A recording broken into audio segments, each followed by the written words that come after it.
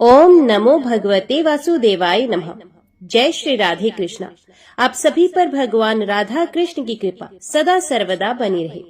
आज के वीडियो में आप सुनेंगे ज्येष्ठ मास महात्म्य के अध्याय 14 की कथा। दक्षिण में करवीर के पास ऊर्णा नदी के तट पर एक गांव में एक ब्राह्मण परिवार रहता था। 2 स्त्री पुरुष थे और तीसरा एक छोटा सा शिशु था। ब्राह्मण वृत्ति से गृहस्थ का निर्वाह होता था। घर में तुलसी जी का पेड़ था। भगवान शालिग्राम की पूजा होती थी। पत्नी आज्ञाकारिणी थी। पति पत्नी की रुचि का आदर करने वाले थे। दोनों में धार्मिकता थी। अपने अपने कर्तव्य का ध्यान था और था बहुत ऊंचे आदर्श का अकृत्रिम प्रेम। भगवान की दया से बच्चा भी हो गया था। दंपत्ति सुखी थे, परंतु दिन बदलते रहते हैं। सुख का प्रकाश में दिवस सहसा दुख की अमानिशा के रूप में परिणित हो जाता है। मनुष्य सोचता है जीवन सुख में ही बीतेगा, ये आनंद के दिन कभी पूरे होंगे ही नहीं। इस प्रेम मदिरा का नशा कभी उतरेगा ही नहीं। शके रहेंगे जीवन भर इसी में, परंतु विधाता के विधान से इस बात को बिगाड़ देती है। कितनी आशा से, अंतस्थल के कितने अनुराग से, हृदय के सुधा में स्नेह शरीर से जिस जीवनाधार वृक्ष को सींचा जाता है, वही सहसा विच्छिन्न होकर हमारे हृदय के सारे तारों को छिन्न भिन्न कर देता है। जन्म मृत्यु का चक्र 24 घंटे चलता ही रहता है और बड़े स्पष्ट भाव से ये घोषणा करता है, जीवन क्षण भंगुर है, सुख अनित्य है और आशा दुख परिणामिनी है। गांव में एक बार जोर से हैजा फैला और देखते ही देखते प्राण प्रतिमा ब्राह्मणी काल के कराल गाल में चली गई। ब्राह्मण महान दुखी हो गए। मातृहीन शिशु की भी बुरी अवस्था थी। कुछ दिनों के बाद ब्राह्मण भी हैजे के पंजे में आ गए और दूध मुहे नन्हे से 2.5 साल के बच्चे को छोड़कर बरबस चल बसे। जी बच्चे में अटका, परंतु मृत्यु की अनिवार्य शक्ति के सामने कुछ भी बस नहीं चला।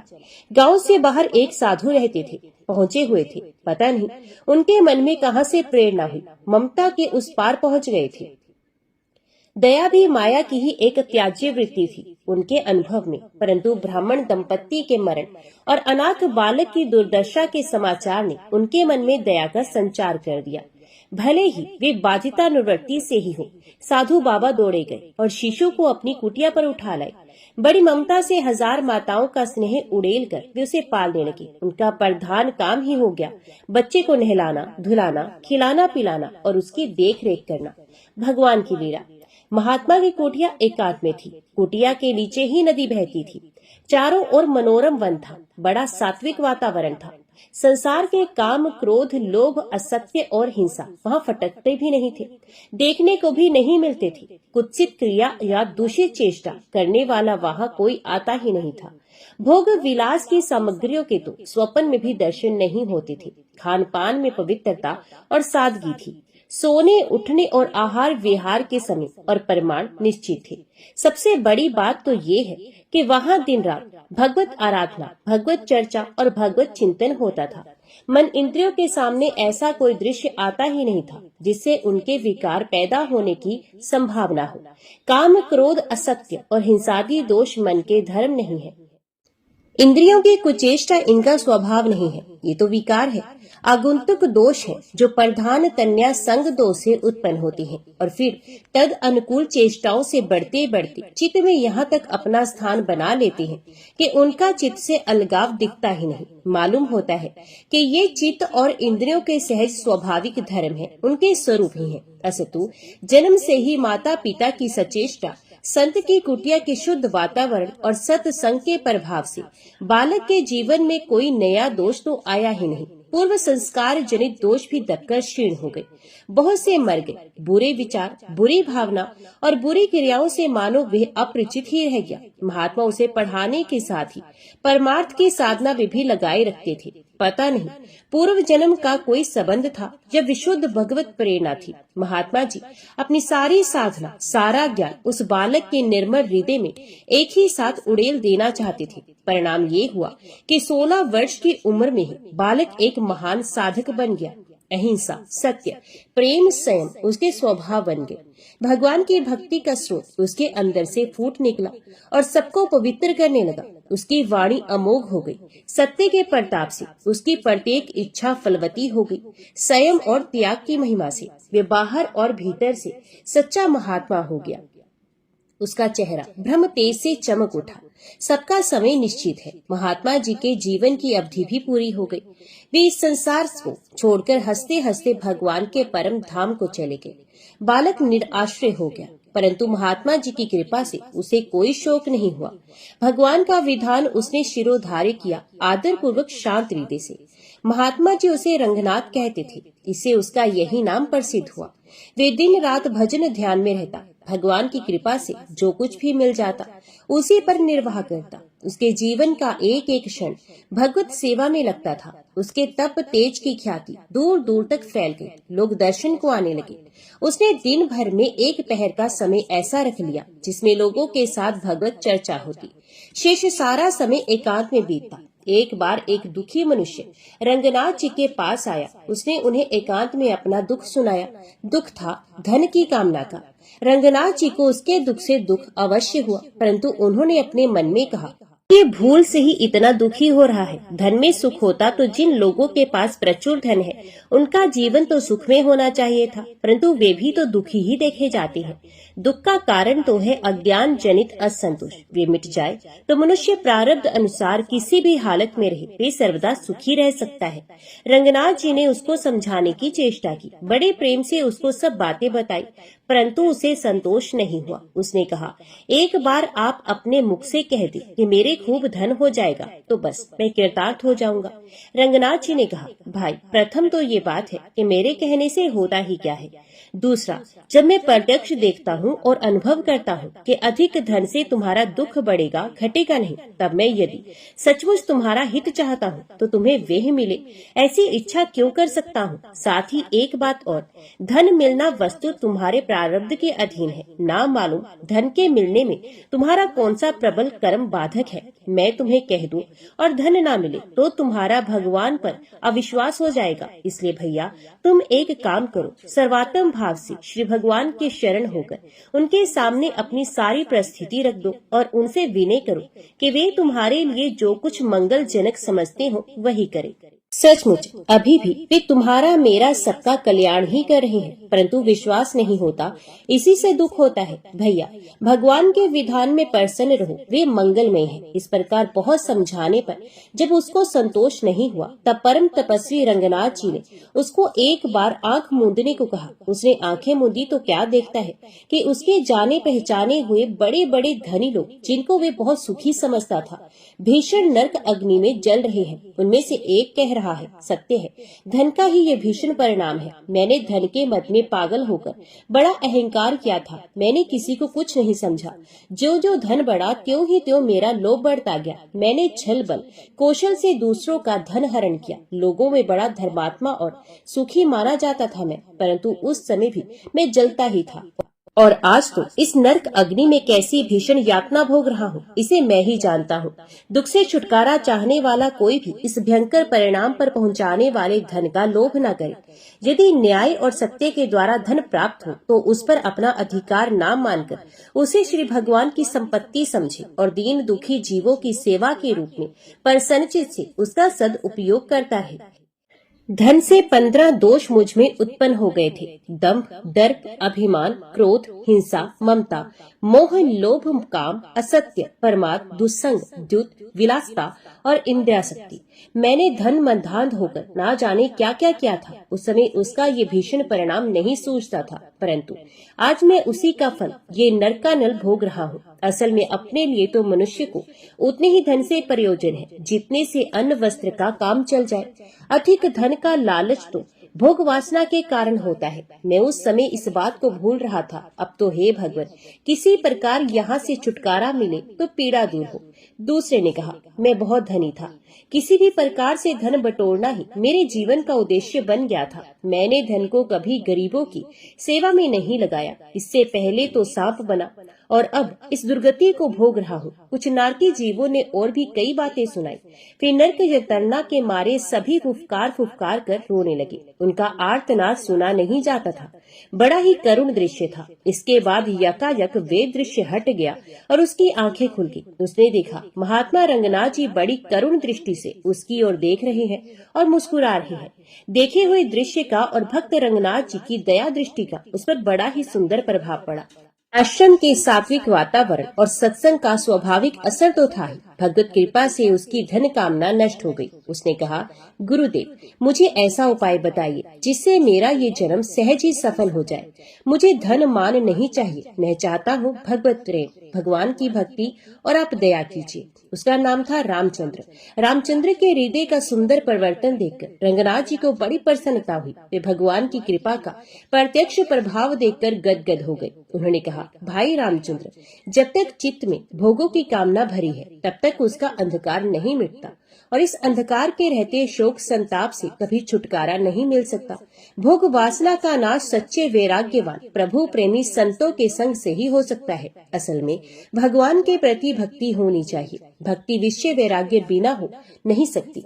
विश्व में प्रीति रहते भगवान में प्रीति कैसे, और जिसमें प्रीति ही नहीं उसे पाने की चेष्टा भी क्यों होने लगी। सच्ची बात तो ये है कि भगवान ही हमारे प्राणाधार है, हमारे परम आत्मे है, सुख दुख के नित्य साथी है, निज जन है, वे ही परम प्रियतम है। एक बार उन्हें किसी तरह पहचान लिया जाए, जान लिया जाए, तो फिर उनकी और हृदय का आकर्षण हुए बिना रह नहीं सकता। ऐसे ही है वे प्राण प्रियतम सौंदर्य, माधुर्य, वात्सल्य और औदार्य के समुद्र।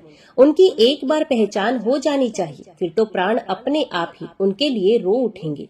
उनको प्राप्त किए बिना एक क्षण भी चैन नहीं पड़ेगा, कुछ भी अच्छा नहीं लगेगा। सब कुछ छोड़कर, सारे बंधनों को तोड़कर चित्त की सारी वृत्तियां एक मुखी होकर उन्हीं की ओर बहने लगेंगी। प्रचंड वेग से अत्यंत द्रुत गामिनी होकर असह्य हो जाएगा उनका निमेष मात्र का वियोग। ऐसा होना ही मनुष्य जीवन की पूर्ण सफलता का पूर्व रूप है। मनुष्य को अपने जीवन में इसी के लिए पूर्ण प्रयत्न करना चाहिए। इसका उपाय है भगवान का भजन। मैं तुम्हें ओम नमो भगवते वासुदेवाय मंत्र बताता हूँ। तुम कामिनी, कंचन और मान प्रतिष्ठा का मोह छोड़कर नित्य प्रति इस मंत्र का पवित्र श्रद्धा पूर्वक चित्त से अधिक जप किया करो। मंत्र ओम नमो भगवते वासुदेवाय नमः। खबरदार, बड़े बड़े प्रलोभन आएंगे तुम्हें डिगाने के लिए, परंतु किसी प्रकार भी लालच में फंस ना जाना। भगवान कल्याणमय है। तुम्हारी निष्ठा सच्ची होगी तो वे अपने दर्शन से तुम्हें कृतार्थ करेंगे। रामचंद्र भी अभी अविवाहित थे। उनके पास पिता का छोड़ा हुआ कुछ धन तो था ही, परंतु उनकी इच्छा थी कि पहले किसी भी साधन से खूब धनी बनना, तदंतर विवाह करके मौज उड़ाना। गृहस्थ धर्म पालन की अपेक्षा इंद्रिय भोग और मौज शोक पर उनकी दृष्टि कहीं अधिक थी। बल्कि यही कहना चाहिए कि वे विलास में जीवन बिताने के लिए ही धन संग्रह करना चाहते थे। उन्होंने बहुत से उपाय किए, कोई कुछ बताता वही करने लगते। अंत में भक्त रंगनाथ जी की वाक सिद्धि की बात सुनकर किसी पूर्व पुण्य के प्रभाव से वे इनके पास आए थे, और इनके अमोघ संग से उनकी मोह निद्रा टूट गई। वे जग गए और घर लौटकर संत के आज्ञा अनुसार लग गए। भगवत कृपा प्राप्त करने के लिए 12 अक्षर मंत्र के जप में जितना जितना जाप बढ़ने लगा, उतना उतना ही उनका आनंद बढ़ने लगा। अब तो जो लक्ष्मी उनसे दूर दूर रहती थी वही बिना बुलाए ही उनके पास आने लगी, परंतु वे बड़े दृढ़ रहे अपने व्रत पर। वे जितना ही हटते उतनी ही भोग सामग्रियां आ आकर उनके सामने लौट पड़ती, उनके चरणों पर निछावर होती, परंतु उन्होंने किसी की ओर कभी नजर नहीं डाली। मनुष्यों ने, देवताओं ने उन्हें जमीन मकान के, महल सहन के, स्त्री पुत्र के, धन दौलत के, मान प्रतिष्ठा के बड़े बड़े प्रलोभन दिए। सब चीजें मानो प्रत्यक्ष होकर उनकी सेवा करने को तैयार हो गई, परंतु उन्होंने उनको वैसे ही त्याग दिया जैसे मनुष्य अपने वमन का त्याग करता है। उनकी साधना सफल हुई। वे एक दिन पवित्र एकांत देश में संध्या वंदनादि करने के पश्चात ध्यानस्थ होकर भगवान के परम मंत्र का जप कर रहे थे कि साक्षात भगवान नारायण वहां प्रकट हो गए। रामचंद्र जी ध्यान सुख में मगन थे। आखिर भगवान की प्रेरणा से उनके नेत्र खुले और वे साधु रक्षक भगवान के दिव्य स्वरूप के दर्शन करके निहाल हो गए। निर्निमेष नेत्रों से रूप सुधा का पान करने लगे। किसी तरह भी तृप्ति नहीं होती थी। बहुत देर के बाद उनकी वाणी खुली और वे भगवान की स्तुति करने लगे। भगवान ने प्रसन्न होकर उन्हें अपनी प्रेम भक्ति दान कर दी। जीवन सफल हो गया। तो सब प्रेम से बोलो, लक्ष्मी नारायण भगवान की जय। आज सोमवार का दिन है और आज के दिन भगवान भोलेनाथ की पूजा अर्चना करने का विधान है। तो अब आप सुनने वाले हैं भगवान भोलेनाथ की पौराणिक व्रत कथा। आर्याव्रत में चित्रवर्मा नाम से प्रसिद्ध एक राजा थे। वे दुष्टों को दंड देने के लिए यमराज के समान समझे जाते थे। वे धर्म मर्यादाओं के रक्षक, कुमार्गगामी पुरुषों को दंड देकर राह पर लाने वाले, समस्त यज्ञों का अनुष्ठान करने वाले और शरणार्थियों की रक्षा करने में समर्थ थे। भगवान शिव और विष्णु में उनकी बड़ी भक्ति थी। राजा चित्रवर्मा ने अनेक परम पराक्रमी पुत्रों को पाकर अंत में एक सुंदर मुख वाली कन्या प्राप्त की। एक दिन राजा ने जातक के लक्षण जानने वाले श्रेष्ठ ब्राह्मणों को बुलाकर कन्या की जन्म कुंडली के अनुसार भावी फल पूछे। तब उन ब्राह्मणों में से एक बहुअज्ञ विद्वान ने कहा, महाराज, यह आपकी कन्या सीमंतिनी नाम से प्रसिद्ध होगी। ये उमा भगवती माता की भांति मंगलमयी, दमयंती की भांति परम सुंदरी, सरस्वती के समान सब कलाओं को जानने वाली तथा लक्ष्मी की भांति अत्यंत सद्गुणों से सुशोभित होगी। ये 10,000 वर्षों तक अपने स्वामी के साथ आनंद भोगेगी और 8 पुत्रों को जन्म देकर उत्तम सुख का उपभोग करेगी। तत्पश्चात एक दूसरे ब्राह्मण ने कहा, यह कन्या 14वें वर्ष में विधवा हो जाएगी। ये वज्रघात के समान दारुण वचन सुनकर राजा 2 घड़ी तक चिंता में डूबे रहे। तदनंतर सब ब्राह्मणों को विदा करके राजा ने सब कुछ भाग्य के अनुसार ही होता है ऐसा समझकर चिंता छोड़ दी। सीमंतिनी धीरे धीरे सयानी हुई। अपनी सखी के मुख से भावी वैधव्य की बात सुनकर उसे बड़ा खेद हुआ। उसने चिंता मगन होकर याज्ञवल्क्य मुनि की पत्नी मैत्रेयी जी से पूछा, माताजी, मैं आपके चरणों की शरण में आई हूँ। मुझे सौभाग्य बढ़ाने वाले सत्कर्म का उपदेश दीजिए। इस प्रकार शरण में आई हुई राजकन्या से पतिव्रता मैत्रेयी ने कहा, सुंदरी, तू शिव सहित पार्वती जी की शरण में जा और सोमवार को एकाग्रचित हो स्नान और उपवास पूर्वक स्वच्छ वस्त्र धारण करके शिव और पार्वती का पूजन कर। सोमवार के दिन शिव और पार्वती की आराधना करती है। इससे बड़ी भारी आपत्ति पड़ने पर भी तो उससे मुक्त हो जाएगी। घोर से घोर एवं भयंकर महाकलेश में पड़कर भी शिव पूजन ना छोड़ना। उसके प्रभाव से महान भय से पार हो जाओगी। इस प्रकार सीमंतिनी को आश्वासन देकर पतिव्रता मैत्रेयी आश्रम को चली गई। राजकुमारी ने उनके कथन अनुसार भगवान शिव का पूजन प्रारंभ किया। निषद देश में नल की पत्नी दमयंती के गर्भ से इंद्रसेन नामक पुत्र हुआ था। राजा इंद्रसेन के पुत्र चंद्रागत हुए। नृपश्रेष्ठ चित्रवर्मा ने राजकुमार चंद्रागत को बुलाकर गुरुजनों की आज्ञा से उन्हीं के साथ अपनी पुत्री सीमंतिनी का विवाह कर दिया। उस विवाह में बड़ा उत्सव हुआ था। विवाह के पश्चात चंद्रागत कुछ काल तक ससुराल में ही रहे। एक दिन राजकुमार यमुना के पार जाने के लिए कुछ मित्रों के साथ नाव पर सवार हुए। भाग्यवश नाव यमुना के भंवर में मल्लाहों सहित डूब गई। यमुना के दोनों तटों पर बड़ा भारी हाहाकार मच गया। इस दुर्घटना को देखने वाले समस्त सैनिकों के विलाप से सारा आकाश मंडल गूंज उठा। डूबने वालों में से कुछ तो मर गए और कुछ ग्राहों के पेट में चले गए तथा राजकुमार आदि कुछ लोग उस महाजाल में अदृश्य हो गए। ये समाचार सुनकर राजा चित्रवर्मा बड़े व्याकुल हुए और यमुना के किनारे आकर मूर्छित होकर गिर पड़े। सीमंतिनी ने भी जब ये समाचार सुना तब वह अचेत होकर धरती पर गिर पड़ी। राजा इंद्रसेन भी अपने पुत्र के डूबने का समाचार पाकर रानियों सहित बहुत दुखी हुए और सुध बुद्ध खोकर गिर पड़े। तदंतर बड़े बूढ़ों के समझाने पर राजा चित्रवर्मा धीरे धीरे नगर में आए और उन्होंने अपनी पुत्री को धीरज बंधाया। राजा चित्रवर्मा ने जल में डूबे हुए अपने दामाद का औधर देही कृत्य वहां आए हुए उनके बंधु बांधवों से करवाया। पतिव्रता सीमंतिनी ने चीता में बैठकर पतिलोक में जाने का विचार किया, किंतु उसके पिता ने स्नेहवश उसे रोक लिया। तब वे विधवा जीवन व्यतीत करने लगी। मुनि पत्नी मैत्रेयी ने जिस शुभ सोमवार व्रत का उपदेश दिया था उसे सदाचार परायणा सीमंतिनी ने विधवा होने पर भी नहीं छोड़ा। इस प्रकार 14वें वर्ष की आयु में अत्यंत दारुण दुख पाकर वे भगवान शिव के चरणार बिंदों का चिंतन करने लगी। शिव की आराधना करते करते उसके 3 वर्ष व्यतीत हो गए। उधर पुत्र शोक से उन्मत्त हुए राजा इंद्रसेन को बलपूर्वक दबाकर उनके भाइयों ने सारा राज्य छीन लिया और उन्हें पत्नी सहित पकड़कर कारागृह में डाल दिया। इंद्रसेन के पुत्र चंद्रागत यमुना के जल में डूबने पर नीचे नीचे गहराई में उतरने लगे। बहुत नीचे जाने पर उन्होंने नाग वधुओं को जल क्रीड़ा में निमग्न देखा। राजकुमार को देखकर वे भी विस्मित हुए और उन्हें पाताल लोक में ले गए। वहां चंद्रागत ने तक्षक नाग के परम अद्भुत रमणीय नगर में प्रवेश किया और इंद्र भवन के समान मनोहर एक सुंदर महल देखा जो बड़े बड़े रत्नों की प्रकाशमान किरणों से उद्दीप्त हो रहा था।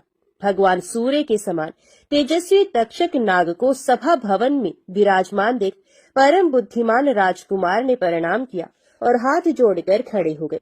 तक्षक के तेज से उनके नेत्र चौंधे आ गए। नागराज ने भी मनोरम राजकुमार को देखकर उन नागिनों से पूछा, ये कौन है और कहाँ से आया है? उन्होंने उत्तर दिया, हमने इसे यमुना जल में देखा है और इसके कुल तथा नाम का परिचय न होने के कारण आपके पास ले आई हैं। तब तक्षक ने राजकुमार से पूछा, तुम किसके पुत्र हो, कौन हो, कौन सा तुम्हारा देश है और यहाँ पर तुम्हारा कैसे आगमन हुआ है? राजपुत्र ने कहा, भूमंडल में निषिद्ध नाम से प्रसिद्ध एक देश है, उसके स्वामी राजा नल महायशस्वी हो गए हैं। वे पुण्य श्लोक माने जाते हैं। उनके पुत्र इंद्रसेन हुए और इंद्रसेन का पुत्र मैं हुआ। मेरा नाम चंद्रागत है। मैं अभी नूतन विवाह करके ससुराल में ही टिका था और यमुना जी के जल में विहार करता हुआ दैव की प्रेरणा से डूब गया। ये नाग पत्नियां मुझे आपके पास ले आई हैं। जन्मांतर के उपार्जित पुण्यों के प्रभाव से यहाँ मैंने आपके चरणार बिंदों का दर्शन किया है। आज मैं धन्य हूँ। मेरे माता पिता कृतार्थ हो गए क्योंकि आपने दया करके मेरी ओर देखा और मुझसे वार्तालाप किया है। इस प्रकार अत्यंत मनोहर उदारतापूर्ण वचन सुनकर तक्षक ने कहा, राजकुमार तुम भय न करो, धैर्य रखो और बताओ तुम संपूर्ण देवताओं में किसकी पूजा करते हो? राजकुमार ने कहा, जो संपूर्ण देवों में महादेव कहे जाते हैं उन्हें विश्वात्मा उमापति भगवान शिव की मैं पूजा करता हूँ, जो विधाता के भी विधाता, कारणों के भी कारण और तेजों में सर्वोत्कृष्ट तेज है। वे भगवान शिव मेरी परम गति है, जो अत्यंत निकट होकर भी पाप से दूषित चित्त वाले पुरुषों के लिए बहुत दूर है तथा जिनके तेज की कोई सीमा नहीं, जो अग्नि भूमि वायु जल और आकाश में भी स्थित है। वे विश्वात्मा भगवान सदाशिव हम सबके लिए परम पूजनीय है, जो संपूर्ण भूतों के साक्षी सबकी आत्मा में स्थित रहने वाले परमेश्वर तथा निरंजन है। संपूर्ण संसार जिनकी इच्छा के अधीन है, मैं उन भगवान शिव की पूजा करता हूँ। ज्ञानी पुरुष जिन्हें एक आदि और पुराण पुरुष कहते हैं, गुणों के भेद से जिनमें भिन्नता की प्रतीति होती है, जिन्हें कोई तो क्षेत्रज्ञ, कोई तुरय और कोई कूटस्थ कहते हैं, ये भगवान शिव मेरे परमाश्रय हैं। जो चैतन्यमय अचिंत्य तत्व है, जिनके तेज का कहीं अंत नहीं, श्रुति के नेति नेति वचनों से तद भिन्न समस्त वस्तुओं का बाध करके जिनके स्वरूप का निश्चय किया गया है, तथा आत्मज्ञानी पुरुषों के भी मन और वाणी की वृत्तियां जिनका स्पर्श नहीं कर पाती हैं, वे ही ये भगवान शिव मेरे परम पूजनीय हैं। जिनका प्रसाद पाकर साधु पुरुष अत्यंत उज्जवल इंद्रपद की भी अभिलाषा नहीं रखते तथा कर्मों की अर्गला और काल चक्र को लांघकर निर्भय होकर विचरते हैं, वे भगवान शिव मेरी परम गति हैं। जिनकी स्मृति चांडाल की योनि में जन्म पाने वाले मनुष्यों के भी समस्त पाप रूपी रोगों का नाश करती है तथा जिनका संपूर्ण रूप श्रुतियों के लिए भी ढूंढने योग्य है, उन्हीं भगवान शिव के उद्देश्य से मैं सदैव पूजा करता हूँ। देव नदी गंगा जिनके मस्तक पर स्थान पाकर सुशोभित होती है, भगवती जगदम्बिका जिनके अर्धांग में निवास करती है, तक्षक और वासुकी दोनों नागराज जिनके कानों के कुंडल हैं, वे चंद्रशेखर भगवान शिव मेरे परमाश्रय हैं। जिनके चरण कमल वेदों के शीर्ष स्थानीय उपनिषदों में गौरवान्वित होती है, वेदांत की श्रुति भी जिनके चरणार विंदों का गुणगान करती है, जिनका दिव्य स्वरूप सदा योगियों के हृदय में प्रकाशित होता है तथा जिनकी सगुण मूर्ति संपूर्ण तत्वों का प्रकाश करने वाली है, गुणमयी सृष्टि पर विजय पाने वाले वे भगवान शंकर मेरे द्वारा पूजित होते हैं। राजकुमार की ये बात सुनकर तक्षक का चित्त प्रसन्न हो गया। उनके हृदय में महादेव जी के प्रति नूतन भक्ति भाव का उदय हो गया और वे उनसे इस प्रकार बोले, राजेंद्र नंदन, तुम्हारा कल्याण हो। मैं तुम पर बहुत प्रसन्न हूँ क्योंकि तुम बालक होकर भी सर्वोत्कृष्ट परात्पर शिव तत्व को जानते हो। देखो, ये रत्न में लोक है, ये मनोहर नेत्रों वाली युवतियां हैं, ये मनोवांछित कामना पूर्ण करने वाले कल्प वृक्ष है तथा ये अमृत रूपी जल से भरी हुई बावलियां हैं। यहाँ मृत्यु का दारुण भय नहीं है, बुढ़ापा और रोग से यहाँ किसी को पीड़ा नहीं होती है। तुम इच्छा अनुसार यही रहो और यथा योग्य सुख भोगों का उपभोग करो। नागराज के ऐसा कहने पर राजकुमार हाथ जोड़कर बोले, नागराज, मैंने समय पर विवाह किया है। मेरी पत्नी उत्तम व्रत का पालन करने वाली और शिव पूजा परायणा है और मैं अपने माता पिता का इकलौता पुत्र हूँ। वे सब लोग इस समय मुझे मरा हुआ मानकर महान शोक से घिर गए होंगे, अतः मुझे किसी प्रकार भी यहाँ अधिक समय तक नहीं ठहरना चाहिए। आप कृपा करके मुझे उसी मनुष्यलोक में पुनः पहुंचा दे। नागराज तक्षक ने कहा, राजकुमार, तुम जब जब मेरी याद करोगे तब तब तुम्हारे सामने प्रकट हो जाऊंगा। ऐसा कहकर उन्होंने राजकुमार को एक सुंदर अश्व भेंट किया, जो इच्छा के अनुसार चलने वाला था। अनेक प्रकार के द्वीपों, समुद्रों और लोकों में उसकी अप्रतिहत गति थी। इसके सिवा उन्हें रत्न में आभूषण, दिव्य वस्त्र एवं दिव्य अलंकार भेंट किए। उनकी सहायता के लिए सारी व्यवस्था करने के पश्चात तक्षक ने जाओ कहकर प्रेम पूर्वक उन्हें विदा किया। चंद्रांगद उस घोड़े पर सवार हो निकले और थोड़ी ही देर में यमुना के जल से बाहर आकर उस दिव्य अश्व पर चढ़े हुए नदी के रमणीय तट पर घूमने लगे। इसी समय पतिव्रता सिमंतनी अपनी सखियों से घिरी हुई वहां स्नान करने के लिए आई। उसने यमुना के तट पर मनुष्य रूप धारी नाग कुमार के साथ भ्रमण करते हुए राजकुमार चंद्रांगद को देखा। दिव्य अश्व पर आरूढ़ हुए अपूर्व आकार वाले उन राजकुमार को देखकर वे उन्हीं की ओर दृष्टि लगाए खड़ी हो गई। उसे देखकर चंद्रांगद ने भी मन ही मन विचार किया, जान पड़ता है इसे मैंने पहले कभी देखा है। तत्पश्चात वे घोड़े से उतरकर नदी के किनारे आ बैठे और उस सुंदरी को बुलाकर समीप बैठाकर पूछा, तुम कौन हो, किसकी स्त्री और किसकी कन्या हो? सिमंतनी लज्जावश स्वयं कुछ बोल न सकी। तब उसकी सखी ने सब बातें बताई। इसका नाम सिमंतनी है। ये निषद राज इंद्रसेन की पुत्र वधु, युवराज चंद्रांगद की पत्नी और महाराज चित्रवर्मा की पुत्री है। दुर्भाग्यवश इसके पति इस महाजल में डूब गए। इससे वैधव्य का दुख प्राप्त करके यह बाला शोक से सूखती जा रही है। अत्यंत प्रबल शोक में ही इसने 3 वर्ष व्यतीत किए हैं। आज सोमवार है, इसलिए यहाँ यमुना जी के स्नान करने के लिए आई है।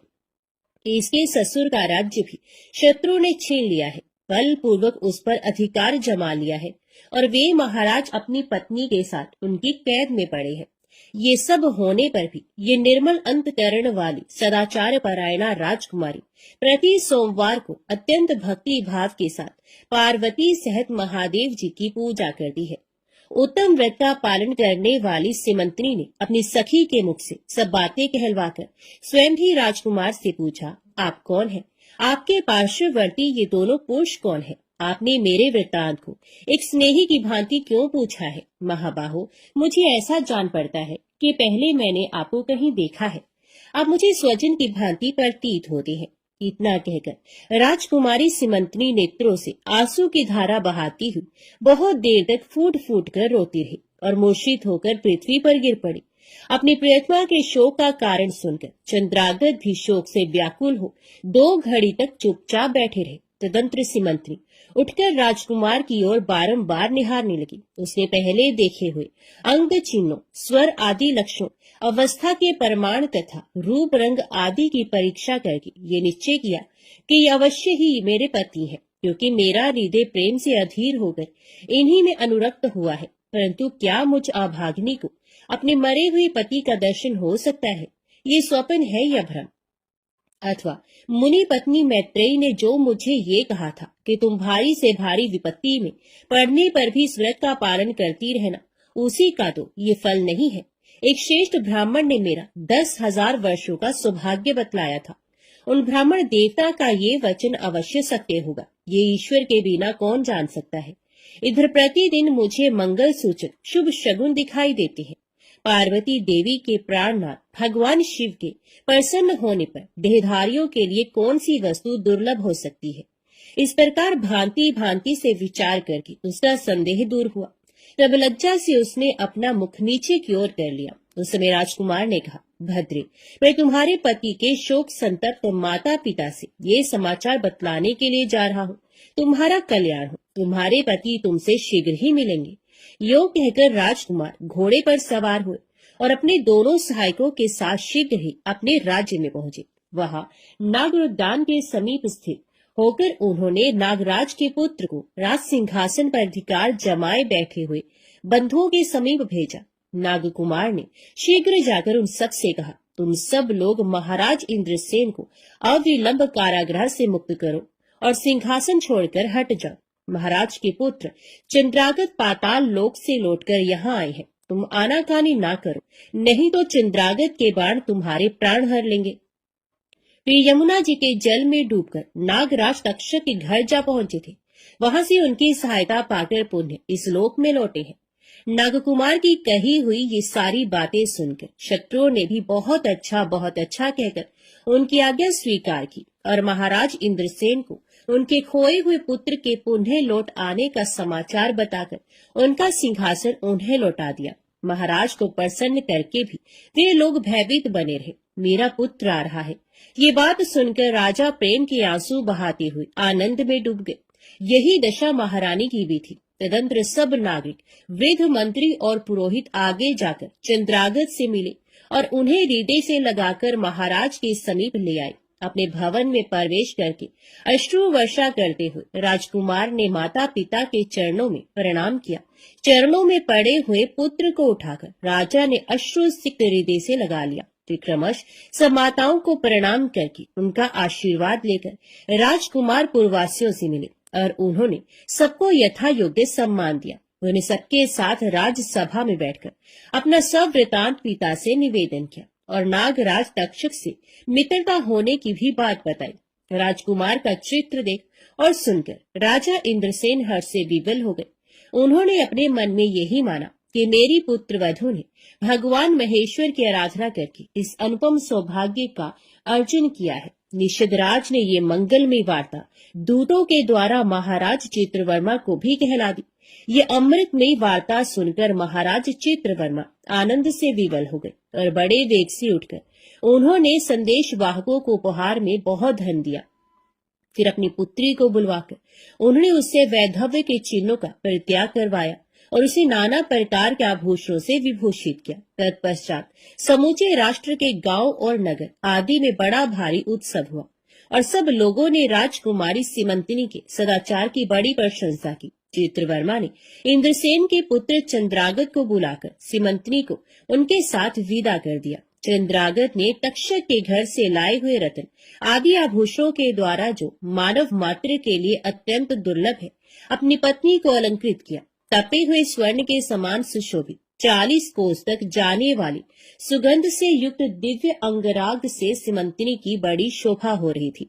कमल के केसर के समान रंग वाले कल्प वृक्ष के पुष्पों से बनी हुई और कभी ना कुम्हाने वाली माला भी सती सीमंतिनी की शोभा बढ़ा रही थी। इस प्रकार शुभ मुहूर्त में अपनी पत्नी को साथ लेकर श्वशुर की आज्ञा से चंद्रागत पुनः अपनी नगरी में आए। महाराज इंद्रसेन ने अपने पुत्र को राज सिंहासन पर बिठाकर तपस्या द्वारा भगवान शिव की आराधना करके योगी पुरुषों को उपलब्ध होने वाली उत्तम गति प्राप्त की। राजा चंद्रागत ने अपनी धर्म पत्नी सीमंतिनी के साथ 10,000 वर्षों तक नाना प्रकार के विषयों का उपभोग किया। उन्होंने 8 पुत्रों और 1 कन्या को जन्म दिया। सीमंतिनी प्रतिदिन भगवान महेश्वर की पूजा करती हुई अपने स्वामी के साथ सुखपूर्वक रहने लगी। उसने सोमवार व्रत के प्रभाव से अपना खोया हुआ सौभाग्य प्राप्त कर लिया। ओम नमः शिवाय। हर हर महादेव। अभी सुनिए 16 सोमवार की व्रत कथा। एक बार भगवान शिवजी पार्वती जी के साथ भ्रमण करते हुए मृत्यु लोक की अमरावती नगरी में पहुंचे। उस नगर के राजा ने भगवान शिव का एक विशाल मंदिर बनवा रखा था। शिव और पार्वती उस मंदिर में रहने लगे। एक दिन पार्वती ने भगवान शिव से कहा कि हे प्राणनाथ, आज मेरी चौसर खेलने की इच्छा हो रही है। पार्वती की इच्छा जानकर शिव पार्वती के साथ चौसर खेलने बैठ गए। खेल प्रारंभ होते ही उस मंदिर का पुजारी वहां आ गया।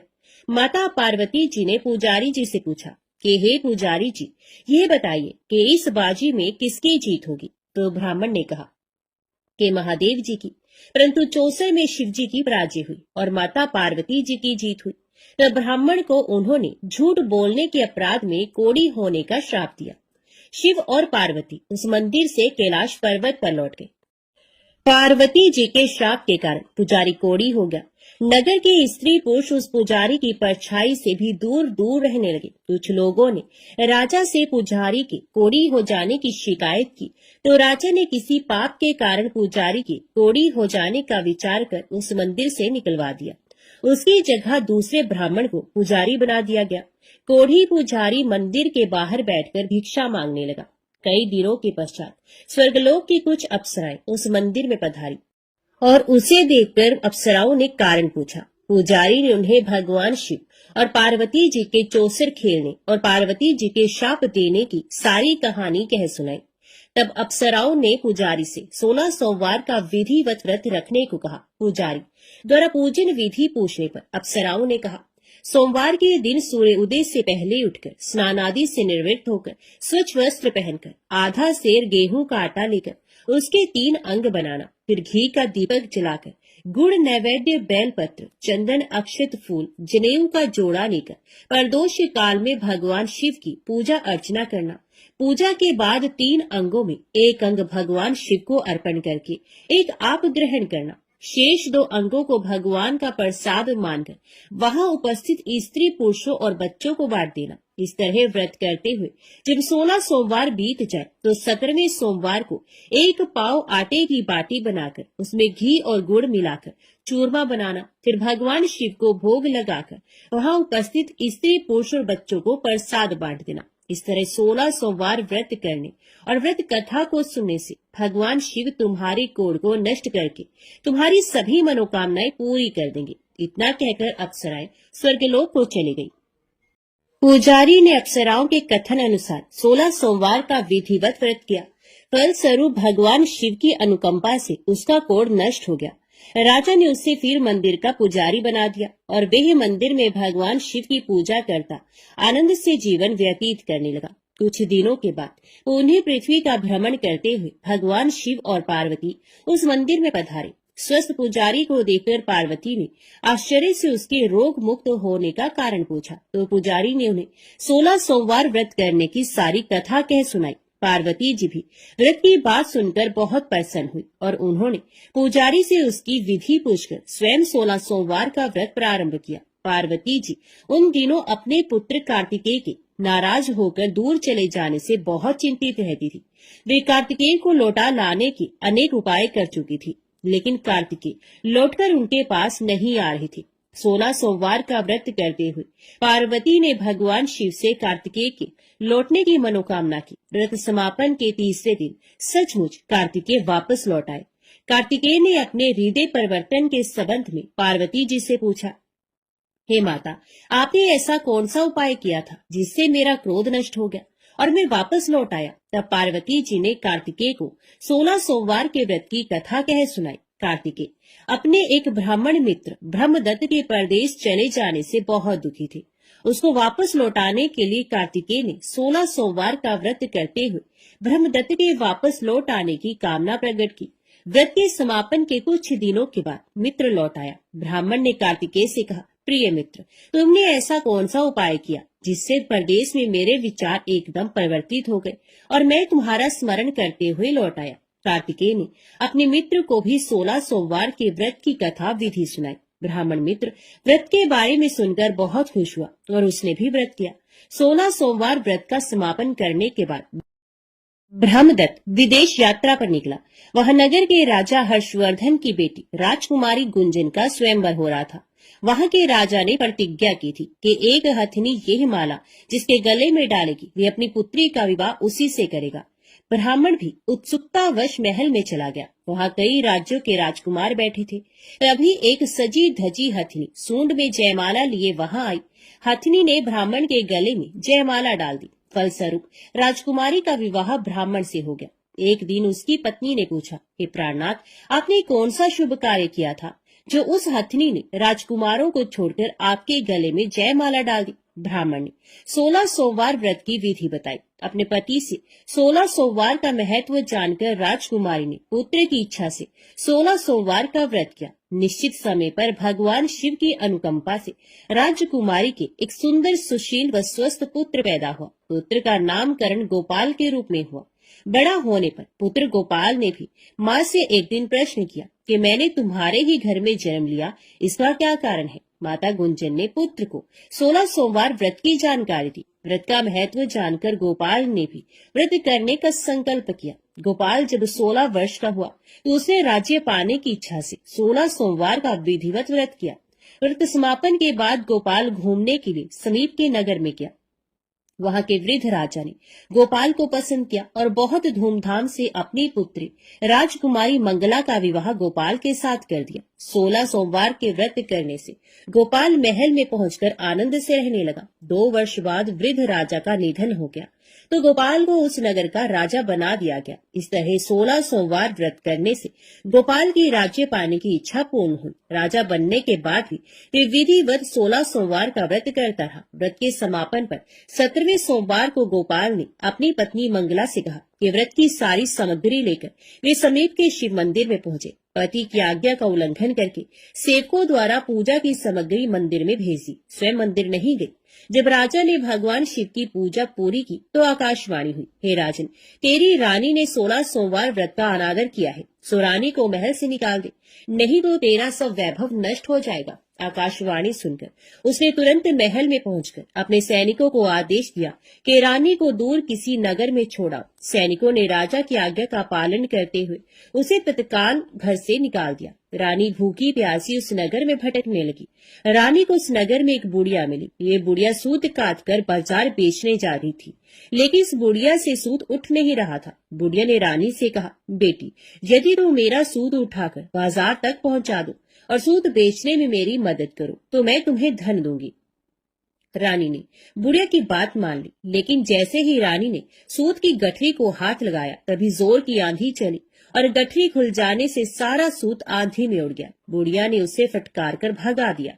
रानी चलते चलते नगर में एक तेली के घर पहुंची। उस तेली ने तरस खाकर रानी को घर में रहने के लिए कह दिया, लेकिन तभी भगवान शिव के प्रकोप से तेली के तेल से भरे मटके एक एक करके फूटने लगे। तेली ने भी भगा दिया। भूख प्यास से व्याकुल रानी वहां से आगे गई और चल पड़ी। रानी ने एक नदी पर जल पीकर अपनी प्यास शांत करनी चाही तो नदी का जल उसके स्पर्श से सूख गया। अपने भाग्य को कोसती हुई रानी आगे चल दी। चलते चलते रानी एक जंगल में पहुंची। उस जंगल में एक तालाब था, उसमें निर्मल जल भरा हुआ था। निर्मल जल देखकर रानी की प्यास तेज हो गई। जल पीने लगी। रानी ने तालाब की सीढ़ियां उतरकर जैसे ही जल को स्पर्श किया तभी उस जल में असंख्य कीड़े उत्पन्न हो गए। रानी ने दुखी होकर उस गंदे जल को पीकर अपनी प्यास शांत की। रानी ने एक पेड़ की छाया में बैठकर कुछ देर आराम करना चाहा तो उस पेड़ के पत्ते पल भर में सूखकर बिखर गए। रानी दूसरे पेड़ के नीचे जाकर बैठी। जिस पेड़ के नीचे बैठती वही सूख जाता। वन और सरोवर की ये दशा देखकर वहां के गवाले बहुत हैरान हुए। गवाले रानी को समीप के मंदिर में पुजारी जी के पास ले गए। रानी के चेहरे को देखकर ही पुजारी जान गए कि रानी अवश्य किसी बड़े घर की है, भाग्य के कारण दर दर भटक रही है। पुजारी ने रानी से कहा, पुत्री, तुम कोई चिंता नहीं करो, मेरे साथ इस मंदिर में रहो, कुछ ही दिनों में सब ठीक हो जाएगा। पुजारी की बातों से रानी को बहुत सांत्वना मिली। रानी उस मंदिर में रहने लगी। रानी भोजन बनाती तो सब्जी जल जाती, आटे में कीड़े पड़ जाते, जल से बदबू आने लगती। पुजारी भी रानी के दुर्भाग्य से बहुत चिंतित होते हुए बोली, हे पुत्री, अवश्य ही तुझसे कोई अनुचित काम हुआ है जिसके कारण देवता तुझसे नाराज है और उनकी नाराजगी के कारण ही तुम्हारी ये दशा हुई है। पुजारी की बात सुनकर रानी ने अपने पति के आदेश पर मंदिर में न जाकर शिव की पूजा नहीं करने की सारी कथा कह सुनाई। तो पुजारी ने कहा, अब तुम कोई चिंता मत करो, कल सोमवार है और कल से तुम 16 सोमवार के व्रत करना शुरू कर दो। भगवान शिव अवश्य तुम्हारे दोषों को क्षमा कर देंगे। पुजारी की बात मानकर रानी ने 16 सोमवार के व्रत प्रारंभ कर दिए। रानी सोमवार का व्रत करके शिव की विधिवत पूजा अर्चना की और व्रत कथा सुनने लगी। जब रानी ने 17वें सोमवार को विधिवत व्रत का समापन किया तो उधर उसके पति राजा के मन में रानी की याद आई। राजा ने तुरंत अपने सैनिकों को रानी को ढूंढकर लाने के लिए भेजा। रानी को ढूंढते हुए सैनिक मंदिर में पहुंचे और रानी से लौटकर चलने के लिए कहा। पुजारी ने सैनिकों से मना कर दिया और सैनिक निराश होकर लौट गए। उन्होंने लौटकर राजा को सारी बात बताई। राजा स्वयं उस मंदिर में पुजारी के पास पहुंचे और रानी को महल से निकाल देने के कारण पुजारी जी से क्षमा मांगी। पुजारी जी ने राजा से कहा, ये सब भगवान शिव के प्रकोप के कारण हुआ है। इतना कहकर रानी को विदा किया। राजा के साथ रानी महल में पहुंची। महल में बहुत खुशियां मनाई गई। पूरे नगर को सजाया गया। राजा ने ब्राह्मणों को अन्न, वस्त्र और धन का दान किया। नगर में निर्धनों को वस्त्र बांटे गए। रानी 16 सोमवार का व्रत करते हुए महल में आनंद पूर्वक रहने लगी। भगवान शिव की अनुकंपा से उसके जीवन में सुख ही सुख भर गए। 16 सोमवार के व्रत करने और कथा सुनने से मनुष्य की सभी मनोकामनाएं पूर्ण होती हैं और जीवन में किसी तरह की कमी नहीं होती है। स्त्री पुरुष आनंद पूर्वक जीवन यापन करते हुए मोक्ष को प्राप्त होती है। ओम नमः शिवाय। हर हर महादेव।